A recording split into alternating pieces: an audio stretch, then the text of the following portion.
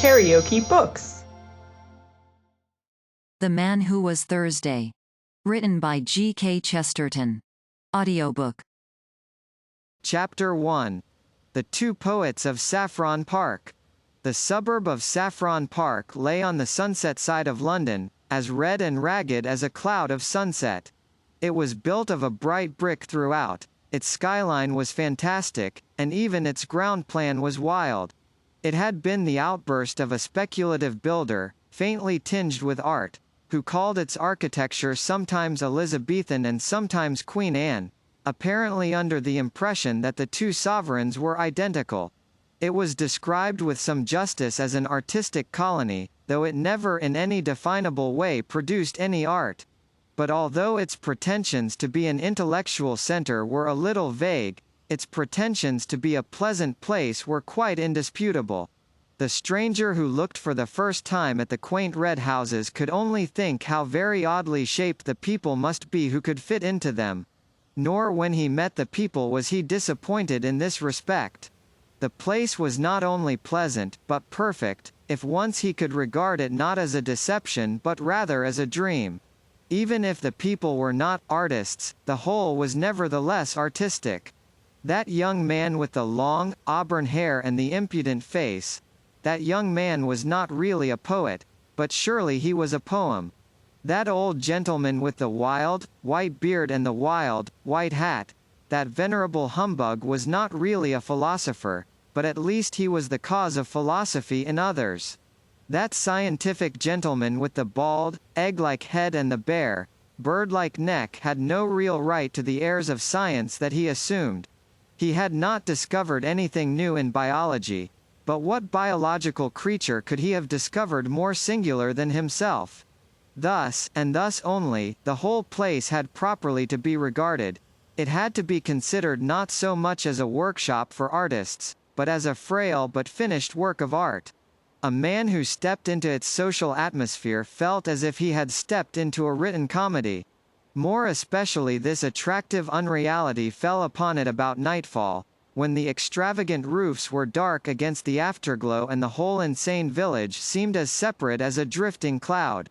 This again was more strongly true of the many nights of local festivity, when the little gardens were often illuminated, and the big Chinese lanterns glowed in the dwarfish trees like some fierce and monstrous fruit.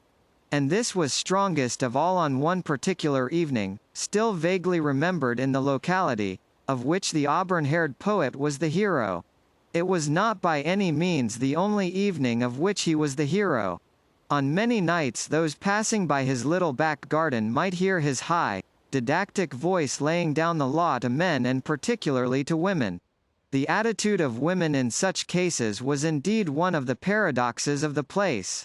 Most of the women were of the kind vaguely called emancipated, and professed some protest against male supremacy.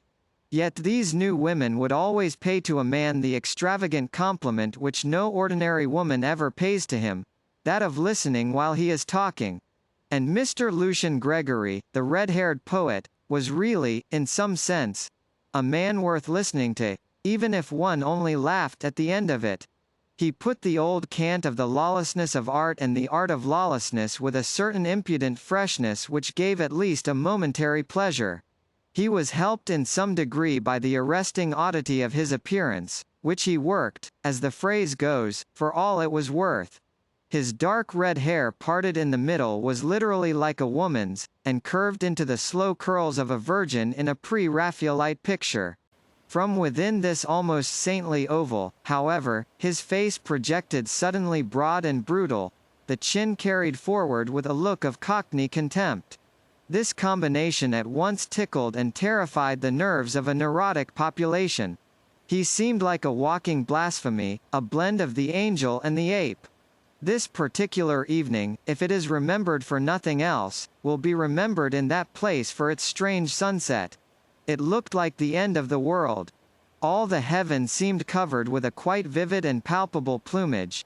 You could only say that the sky was full of feathers, and of feathers that almost brushed the face. Across the great part of the dome they were grey, with the strangest tints of violet and mauve and an unnatural pink or pale green. but towards the west the whole grew past description, transparent and passionate, and the last red-hot plumes of it covered up the sun like something too good to be seen. The whole was so close about the earth, as to express nothing but a violent secrecy. The very empyrean seemed to be a secret. It expressed that splendid smallness which is the soul of local patriotism. The very sky seemed small. I say that there are some inhabitants who may remember the evening if only by that oppressive sky.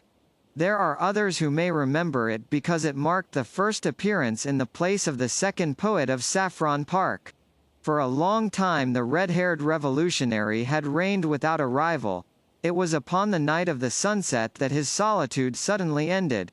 The new poet, who introduced himself by the name of Gabriel Syme, was a very mild-looking mortal, with a fair, pointed beard and faint, yellow hair. But an impression grew that he was less meek than he looked. He signalized his entrance by differing with the established poet, Gregory, upon the whole nature of poetry. He said that he, Syme, was poet of law, a poet of order. Nay, he said he was a poet of respectability. So all the Saffron Parkers looked at him as if he had that moment fallen out of that impossible sky. In fact, Mr. Lucian Gregory, the anarchic poet, connected the two events. It may well be, he said, in his sudden lyrical manner, it may well be on such a night of clouds and cruel colors that there is brought forth upon the earth such a portent as a respectable poet. You say you are a poet of law. I say you are a contradiction in terms. I only wonder there were not comets and earthquakes on the night you appeared in this garden. The man with the meek blue eyes and the pale, pointed beard endured these thunders with a certain submissive solemnity. The third party of the group, Gregory's sister Rosamond, who had her brother's braids of red hair, but a kindlier face underneath them, laughed with such mixture of admiration and disapproval as she gave commonly to the family oracle. Gregory resumed in high oratorical good humor. An artist is identical with an anarchist, he cried. You might transpose the words anywhere. An anarchist is an artist. The man who throws a bomb is an artist, because he prefers a great moment to everything. He sees how much more valuable is one burst of blazing light, one peal of perfect thunder, than the mere common bodies of a few shapeless policemen.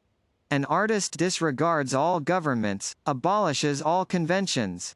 The poet delights in disorder only. If it were not so, the most poetical thing in the world would be the Underground Railway. So it is, said Mr. Syme. Nonsense, said Gregory, who was very rational when anyone else attempted paradox. Why do all the clerks and navvies in the railway trains look so sad and tired, so very sad and tired? I will tell you. It is because they know that the train is going right. It is because they know that whatever place they have taken a ticket for, that place they will reach. It is because after they have passed Sloane Square they know that the next station must be Victoria, and nothing but Victoria. Oh, their wild rapture! Oh, their eyes like stars and their souls again in Eden, if the next station were unaccountably Baker Street. It is you who are unpoetical, replied the poet Syme. If what you say of clerks is true, they can only be as prosaic as your poetry. The rare, strange thing is to hit the mark. The gross, obvious thing is to miss it. We feel it is epical when man with one wild arrow strikes a distant bird. Is it not also epical when man with one wild engine strikes a distant station? Chaos is dull, because in chaos the train might indeed go anywhere, to Baker Street, or to Baghdad. But man is a magician, and his whole magic is in this, that he does say Victoria, and lo! It is Victoria. No, take your books of mere poetry and prose. Let me read a timetable, with tears of pride. Take your Byron, who commemorates the defeats of man. Give me Bradshaw, who commemorates his victories. Give me Bradshaw, I say. Must you go? Inquired Gregory sarcastically. I tell you, went on Syme with passion, that every time a train comes in I feel that it has broken past batteries of besiegers, and that man has won a battle against chaos. You say contemptuously that when one has left Sloane Square one must come to Victoria. I say that one might do 1,000 things instead, and that whenever I really come there I have the sense of hairbreadth escape. And when I hear the guard shout out the word, Victoria, it is not an unmeaning word. It is to me the cry of a herald announcing conquest. It is to me indeed, Victoria, it is the victory of Adam. Gregory wagged his heavy, red head with a slow and sad smile. And even then, he said, we poets always ask the question, and what is Victoria now that you have got there? You think Victoria is like the New Jerusalem. We know that the New Jerusalem will only be like Victoria. Yes, the poet will be discontented even in the streets of heaven. The poet is always in revolt. There again, said Syme irritably, what is there poetical about being in revolt? You might as well say that it is poetical to be seasick. Being sick is a revolt. Both being sick and being rebellious may be the wholesome thing on certain desperate occasions, but I'm hanged if I can see why they are poetical. Revolt in the abstract is revolting. It's mere vomiting. The girl winced for a flash at the unpleasant word, but Syme was too hot to heed her. It is things going right, he cried, that is poetical. Our digestions, for instance, going sacredly and silently right, that is the foundation of all poetry. Yes, the most poetical thing, more poetical than the flowers, more poetical than the stars. The most poetical thing in the world is not being sick. Really, said Gregory superciliously, the examples you choose. I beg your pardon, said Syme grimly, I forgot we had abolished all conventions. For the first time a red patch appeared on Gregory's forehead. You don't expect me, he said, to revolutionize society on this lawn? Syme looked straight into his eyes and smiled sweetly.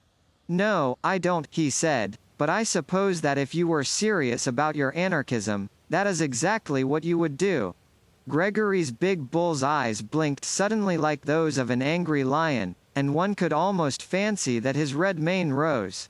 Don't you think, then, he said in a dangerous voice, that I am serious about my anarchism?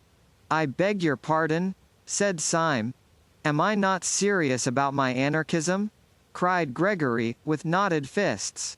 My dear fellow, said Syme, and strolled away. With surprise, but with a curious pleasure, he found Rosamond Gregory still in his company. Mr. Syme, she said, do the people who talk like you and my brother often mean what they say? Do you mean what you say now? Syme smiled. Do you? He asked. What do you mean? Asked the girl, with grave eyes. My dear Miss Gregory, said Syme gently, there are many kinds of sincerity and insincerity. When you say, thank you, for the salt, do you mean what you say? No. When you say, the world is round, do you mean what you say? No. It is true, but you don't mean it. Now, sometimes a man like your brother really finds a thing he does mean. It may be only a half-truth, quarter-truth, tenth truth. But then he says more than he means, from sheer force of meaning it. She was looking at him from under level brows. Her face was grave and open, and there had fallen upon it the shadow of that unreasoning responsibility which is at the bottom of the most frivolous woman, the maternal watch which is as old as the world. Is he really an anarchist, then? She asked. Only in that sense I speak of, replied Syme, or if you prefer it, in that nonsense. She drew her broad brows together and said abruptly, he wouldn't really use bombs or that sort of thing. Syme broke into a great laugh, that seemed too large for his slight and somewhat dandified figure. Good Lord, no, he said, that has to be done anonymously. And at that the corners of her own mouth broke into a smile, and she thought with a simultaneous pleasure of Gregory's absurdity and of his safety. Syme strolled with her to a seat in the corner of the garden, and continued to pour out his opinions. For he was a sincere man, and in spite of his superficial airs and graces, at root a humble one. And it is always the humble man who talks too much. The proud man watches himself too closely. He defended respectability with violence and exaggeration. He grew passionate in his praise of tidiness and propriety. All the time there was a smell of lilac all round him. Once he heard very faintly in some distant street a barrel organ begin to play, and it seemed to him that his heroic words were moving to a tiny tune from under or beyond the world. He stared and talked at the girl's red hair and amused face for what seemed to be a few minutes, and then, feeling that the groups in such a place should mix, rose to his feet. To his astonishment, he discovered the whole garden empty. Everyone had gone long ago, and he went himself with a rather hurried apology. He left with a sense of champagne in his head, which he could not afterwards explain. In the wild events which were to follow, this girl had no part at all. He never saw her again until all his tale was over. And yet, in some indescribable way, she kept recurring like a motive in music through all his mad adventures afterwards, and the glory of her strange hair ran like a red thread through those dark and ill-drawn tapestries of the night. For what followed was so improbable, that it might well have been a dream. When Syme went out into the starlit street, he found it for the moment empty.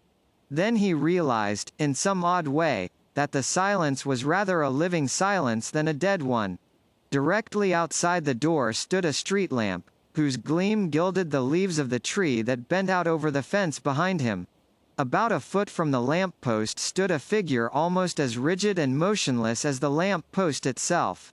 The tall hat and long frock coat were black. The face, in an abrupt shadow, was almost as dark.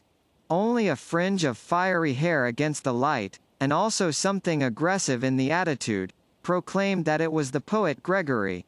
He had something of the look of a masked bravo waiting sword in hand for his foe. He made a sort of doubtful salute, which Syme somewhat more formally returned. "I was waiting for you," said Gregory. "Might I have a moment's conversation?" "Certainly." "About what?" asked Syme in a sort of weak wonder. Gregory struck out with his stick at the lamp-post, and then at the tree. "About this and this," he cried. "About order and anarchy. There is your precious order, that lean, iron lamp, ugly and barren. And there is anarchy, rich, living, reproducing itself. There is anarchy, splendid in green and gold." "All the same," replied Syme patiently, "just at present you only see the tree by the light of the lamp. I wonder when you would ever see the lamp by the light of the tree." Then after a pause he said, "But may I ask if you have been standing out here in the dark only to resume our little argument?" "No," cried out Gregory, in a voice that rang down the street, "I did not stand here to resume our argument, but to end it forever." The silence fell again, and Syme, though he understood nothing, listened instinctively for something serious. Gregory began in a smooth voice and with a rather bewildering smile. "Mr. Syme," he said, "this evening you succeeded in doing something rather remarkable. You did something to me that no man born of woman has ever succeeded in doing before." "Indeed." "Now I remember," resumed Gregory reflectively, "one other person succeeded in doing it. The captain of a penny steamer, if I remember correctly, at Southend. You have irritated me." "I am very sorry," replied Syme with gravity. "I am afraid my fury and your insult are too shocking to be wiped out even with an apology," said Gregory very calmly. "No duel could wipe it out. If I struck you dead I could not wipe it out. There is only one way by which that insult can be erased, and that way I choose. I am going, at the possible sacrifice of my life and honor, to prove to you that you were wrong in what you said." "In what I said?" "You said I was not serious about being an anarchist." "There are degrees of seriousness," replied Syme.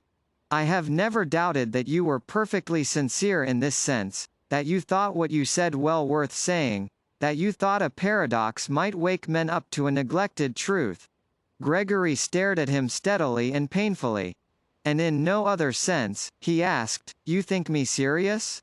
You think me a flanner who lets fall occasional truths? You do not think that in a deeper, a more deadly sense, I am serious?" Syme struck his stick violently on the stones of the road. Serious, he cried. Good Lord. Is this street serious? Are these damned Chinese lanterns serious? Is the whole caboodle serious? One comes here and talks a pack of bosh, and perhaps some sense as well, but I should think very little of a man who didn't keep something in the background of his life that was more serious than all this talking. Something more serious, whether it was religion or only drink. Very well, said Gregory, his face darkening, you shall see something more serious than either drink or religion. Syme stood waiting with his usual air of mildness until Gregory again opened his lips. You spoke just now of having a religion. Is it really true that you have one?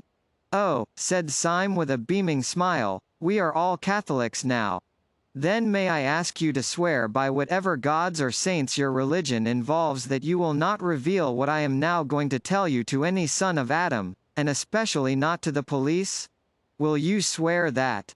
If you will take upon yourself this awful abnegation, if you will consent to burden your soul with a vow that you should never make and a knowledge you should never dream about, I will promise you in return. You will promise me in return? Inquired Syme, as the other paused. I will promise you a very entertaining evening. Syme suddenly took off his hat. Your offer, he said, is far too idiotic to be declined. You say that a poet is always an anarchist. I disagree, but I hope at least that he is always a sportsman. Permit me, here and now, to swear as a Christian, and promise as a good comrade and a fellow artist, that I will not report anything of this, whatever it is, to the police. And now, in the name of Colney Hatch, what is it? I think, said Gregory, with placid irrelevancy, that we will call a cab. He gave 2 long whistles, and a hansom came rattling down the road. The two got into it in silence. Gregory gave through the trap the address of an obscure public house on the Chiswick bank of the river. The cab whisked itself away again, and in it these two fantastics quitted their fantastic town. KaraokeBooks.